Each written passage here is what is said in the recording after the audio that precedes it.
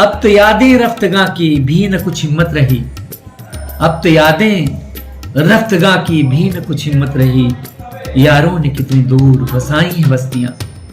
यारों ने कितनी दूर बसाई हैं बस्तियां। नामे के विषय में पत्रकार जी आपने बताया, तो जिंदगी का सफर मैं समझता हूँ स्वाभाविक है, जन्म लेने से ही शुरू हो जाता है। और ये सफ़रनामा मेरे मुताबिक इस जन्म तक ही नहीं, बल्कि ये हमारी मान्यताओं के मुताबिक जो हमारी माइथोलॉजी है, ये तब तक चलता रहेगा जब तक कि दोबारा हमें मुक्ति न मिल जाए। तो अब बचपन से बहुत मैं समझता हूँ स्नेहिल यादें, माँ बाप की छाँ, वो देहाती परिवेश, हमने वो मेरा गांव जहाँ का हर सदस्य अपना किसी रिश्ते में लगता था, चाहे जिस जात और बिरादरी का रहता रहा हो। मैं समझता हूँ सभी चीज़ें याद आती हैं।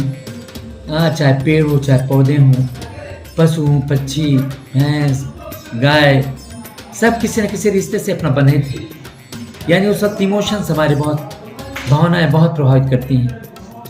और उसी रिश्ते के तहत एक छोटा बच्चा यहाँ तक कि सांप को भी पकड़ लेता है, क्योंकि उसके भीतर प्रेम के अलावा कुछ नहीं होता। तो दरअसल भगवान ने जब हमें पैदा किया तो इस सफ़र का उद्देश्य केवल ये था कि मैं तुम्हें प्रेम देकर के भेज रहा हूँ और तुम्हें एक चैलेंज दे रहा हूँ कि इस पूरे सफ़र को प्रेम सहित जैसे मैं तुम्हें दे रहा हूँ, जस की तस रख दीनी चदरिया भीनी रे भीनी।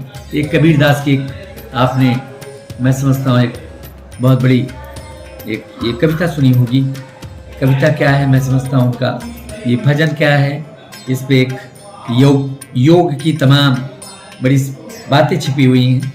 तो वही है कि अपना जैसे हम आए थे वैसे ही साफ सुथरे अपना इस ज़िंदगी को ख़त्म कर लें, फिर नेक्स्ट जनरेशन और नेक्स्ट बर्थ में हमारा क्या होगा क्या नहीं होगा वो बातें अलग की बात है।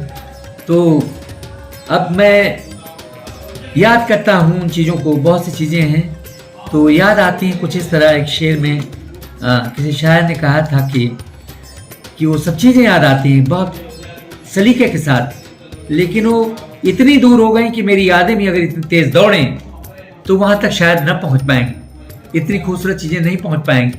वर्तमान परिवेश और उस पर तुलना करता हूँ तो मुझे लगता है दोनों बहुत बड़ा फ़र्क है। और मैं अपने अतीत में बहुत रहना पसंद करता हूँ, इसलिए वहाँ से मुझे प्रेरणा मिलती है और वहाँ से मैं ताकत पाता हूँ। तो मैं अतीत को बहुत प्यारे ढंग से, बहुत रिथमिकल, बहुत इमोशनल, बहुत जज्बात तरीके से याद करता हूँ। और एक शेर आपको बताऊंगा कि वो अब तो यादें रफ्तगा की भी न कुछ हिम्मत रही। अब तो यादें रफ्तगा की भी न कुछ हिम्मत रही। यारों ने कितनी दूर बसाई हैं बस्तियां।